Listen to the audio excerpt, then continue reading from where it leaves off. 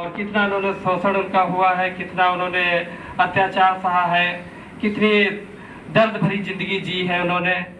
और उसका उन्होंने बदलाव के लिए भी सोचा कि इसका समाज में बदलाव होना चाहिए, क्योंकि एक समय ऐसा था कि हमारे समाज में जो महिलाएं थी पढ़ी लिखी नहीं होती थी, पढ़ने लिखने का उनको अधिकार ही नहीं था, और उनका दोहरा उन पे जुल्म होता था।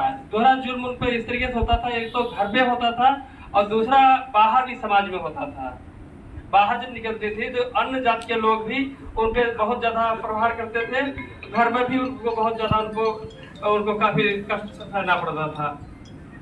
और ऐसे ही हमारे फूलन देवी जो काफी पूरे संसार में जानी जाती है, इस तरह से जानी गई हैं, जिन्होंने एक अनोखा कार्य किया है, बदलाव के काम किया है, यानी कि महिलाओं की एक आवाज उठाई है महिलाओं के लिए। कि अगर हम अपने साहित्य के दौर से देखें तो इनसे बढ़कर कोई फेमिनिस्ट नहीं है। जो महिलाओं का उत्थान करने वाले उनको हम फेमिनिस्ट बोलते हैं, तो हम अपने साहित्य में देखते हैं तो उनसे अच्छा कोई मुझे फेमिनिस्ट नहीं लगता है। फेमिनिस्ट जो महिलाओं की बात करे, जो महिलाओं को बोलने का एक रास्ता दे, जो महिलाओं के लिए वो उत्साह दे, तो इनसे अच्छा मुझे कोई फेमिनिस्ट नहीं लग रहा है। बाबा साहब का नाम आता है, सावित्रीबाई फुले का नाम आता है, तो हम इनसे इनका भी काफी योगदान इसमें देखने को मिलता है। अब बात करते हैं, इनको हमें ये चीज को समझने की जरूरत है हमारे समाज को, हमारे लोगों को, कि इनको ऐसी स्थिति में लाने वाले कौन लोग थे, ऐसी स्थिति इनकी क्यों बन गई। हमें इन बिंदुओं को समझना चाहिए जिससे हमारे समाज में ऐसी स्थिति किसी माँ बहन की ना हो, या वो मजबूर ना हो जाए किसी बंदूक का सहारा लेने के लिए, या हथियार का सहारा लेना पड़ जाए उनको, तो ऐसी स्थिति ना आ जाए। तो हम जब फूलन देवी की कहानी पढ़ते हैं या समझते हैं या कहीं देखते हैं, तो सबसे बड़ा उसके गुनाहगार मुझे लगते हैं उनके परिवार वाले ही हैं, जो उनको इतना लाचार का मजबूर कर दिया, इतना शोषण किया कि उनको एक दूसरी रास्ता अपनानी पड़ी।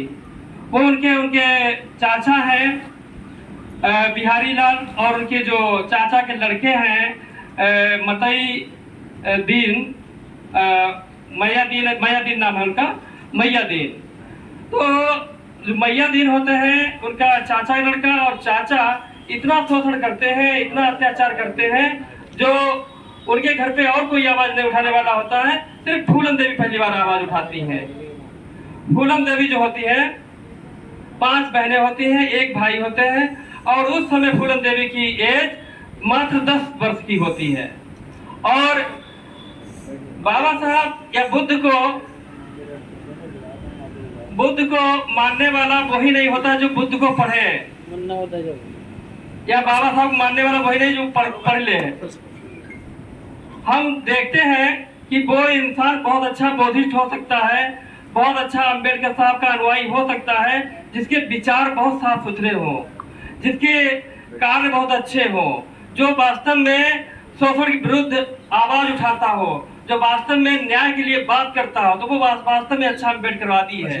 यही नहीं कि हमने अम्बेडकर के सभी पहलू पढ़ ले तो अम्बेडकरवादी हो जाए, या बुद्ध की किताबें पढ़ ले तो अच्छे बौद्धिस्ट बन जाए।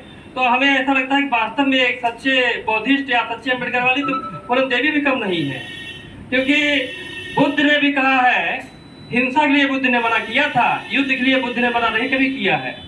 तथागत बुद्ध का जब हम पढ़ते हैं, बुद्ध उनका कार्ल मार्क्स वगैरह किताब में पढ़ते हैं, तो बुद्ध बाबा साहब डॉक्टर बी आर अम्बेडकर ने लिखा है, बुद्ध ने हिंसा कार्य के लिए मना किया है, हिंसा मत करना, लेकिन युद्ध के लिए मना नहीं किया है।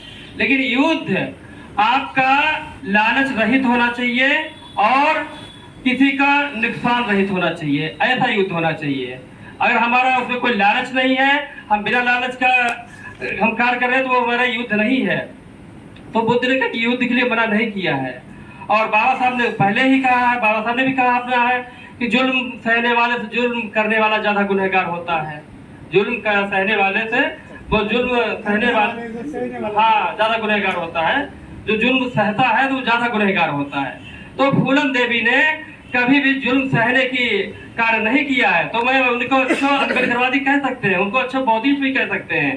तो सबसे पहले घर में उनकी 5 बहनें थी, दूसरी तीसरे नंबर पे थी, उनके पिता बेचारे कमजोर थे, माता थी, और जब उनका चाचा लड़का उनके घर उनके खेत की बेईमानी करता था तो सबसे पहले उन्होंने आवाज उठाई कि ये क्या करते हो, मैं हिस्सा बराबर लूंगी, लड़के लूंगी तुमसे। तो उनके पिताजी ने, मोला चंद उनका जो शायद नाम था, तो उन्होंने कहा ये बहुत लड़ाकी टाइप में है, इसकी जल्दी शादी कर दो, शादी कर दो। तो उनकी तुरंत शादी कर दी। पुत्तू भाई जो भी नाम थे उनका, काफी उम्र के थे, वो 40 साल के थे उस समय। मात्र उनकी फूलन देवी के 11 साल थी। उसी वर्ष में उनकी एज में शादी कर दी जाती है, शादी कर दी जाती है। और जब वहां पहुंचती है तो वहां भी एक छोटी सी बच्ची ना तो समझ सकती है, ना तो कोई बात को सही से कह सकती है, ना तो शारीरिक रूप से सही है, ना तो मानसिक रूप से पूरे विकसित हो पाई है। वहां भी उसका शोषण होता है, पति द्वारा उसका शोषण होता है। पति भी उसको अलग अलग काम कराया जाते हैं, पार्टी भरवाना या और अन्य काम कराना, जो उसको उसके लिए समर्थक नहीं है, उसके योग्य का काम नहीं होते हैं। तो ये देखते हैं उसका पहले परिवार में ही, ससुराल में ही कितना शोषण होता है। उसके विरोध उसने काम किया, उसके आवाज उठाई भाई ये सब गलत करते हो, इसलिए उसने कहा मैं यहाँ नहीं रहना चाहती हूँ, अपने घर चली जाती है। वहां फिर जाती है, फिर वहां भी लड़ाई होती है। वहां भी जो उनके दूसरे जो भाई होते हैं, मतई प्रसाद जो थे, मतई दीन, वो नहीं चाहते थे कि ये यहाँ रहे, यहाँ रहेगी तो हम इसकी जमीन नहीं ले पाएंगे। उसका जो चाचा लड़का होता है वो यही चाहता, अगर ये यहाँ रहेगी तो ये हम इसकी जमीन नहीं हड़प पाएंगे। इसीलिए वो क्या करते हैं, उसको झूठी वहां पुलिस में शिकायत करते हैं कि इसको पकड़ो, ये तो गुंडों से मिली हुई है, बदमाशों से मिली है, डकैतों से मिली है। उधर डकैतों से विवाद मिलके आता था, तो कई तरीके से फंसाया जाता था। तो इसी तरीके से समाज में भी आज भी देख रहे हैं कि इंसान जो सही आवाज उठाने वाला होता है, जो न्याय की आवाज उठाने वाला होता है, उसके लिए कितना लोग षड्यंत्र रचते हैं, कितनी कॉन्फ्रेंसी रचते हैं। उसे 4 आदमी गलत भी कहने लगते हैं, उसे हर कोई गलत कहने लगता है, गलत सिद्ध करके रख देता है। लेकिन आखिर में हम स्टोरी में ये देखते हैं, जब फूलन देवी वो जो गांव है कानपुर के पास में, बहमई गांव की घटनाएं हम देखते हैं। उस घटना से हमें ये सीख मिलती है कि आप अगर गलत इंसान का साथ दोगे, गलत इंसान को अगर अपने घर पे बैठा लोगे, तो वो गलत इंसान हो सकता बच जाए, लेकिन उसका तुम्हें जो पेनाल्टी है, उसका परिणाम है, तुम्हें भुगतना पड़ेगा। वही उन गाँव वालों को भुगतना पड़ा। उसमें ये भी कहा जाता है जो श्री राम लाला राम जो थे वो बच गए हैं, उनको वो वहां से निकल गया, नहीं थे वहां, उनको कोई नुकसान नहीं हो पाया। अन्य जो 27 लोग वहां पे उसके चपेट में आए, 27 लोग टोटल 27 थे। उसमें 3 अन्य जात के भी थे, 1 मुस्लिम बिरादरी के भी थे। तो वो उसकी चपेट में आए, 21-22 तुरंत वहां पे उनकी डेथ भी हो गई थी। हाँ, ठाकुर भाई थे। टोटल 27 लोग वहां पे हमला 27 लोगों को किया गया था। तो 27 लोग, तो वहां पे हमें ये सीख मिलती है कि उन गांव वालों ने श्री राम लाला राम को उस समय तो बहुत जलवा मारा था, बहुत उनको शरण दी थी, खूब घर पे पूरी खिचड़ी बना के उनको खिलाई थी। और जब उसके फूलन देवी साथ में अगर कोई घटना घटित हुई तब उनने कभी भी नहीं कहा ये गलत हो रहा है या तुम लोग गलत कर रहे हो। अगर पूरा गांव मिलकर श्री राम को, लाला राम को उस समय ही उनको निगलेक्ट कर देता, जवाब देता ये गलत कर रहे हो, तुम मेरे गाँव नहीं आ सकते हो, हमें ऐसे इंसान की जरूरत नहीं है, तब वहां पे ऐसे घटना घटित नहीं होती। तब तो उन लोगों ने बहुत उसकी सराहना की है। श्री राम लाला राम